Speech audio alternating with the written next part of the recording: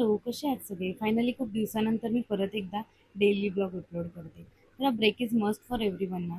मॉर्निंगला फ्रेश झाल्यावर थोडं लाईट स्किन केअर केलं. खरं सांगायचं तर या गरमीमध्ये हेवी प्रोडक्ट बिलकुल सूट होत नाही. So I preferred simple and hydrating skin care. आणि समरमध्ये वॉटर इनटेक पण तेवढाच इम्पॉर्टंट आहे.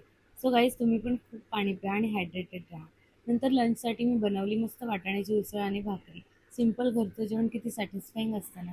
गरमीमध्ये लाईट आणि होममेड फूड बेस्ट वाटतं. आज जेवणामध्ये भाजी, भाकरी, फ्रेश सलाड आणि ताक पण होतं. ताक is literally must in summer. बॉडीला कूल आणि हायड्रेटेड ठेवायला खूप मदत होते. मी तर रोज न विसरता पिते. आणि हो, सगळं खाल्ल्यावर दुपारची झोप तर इम्पॉर्टंट आहे ना.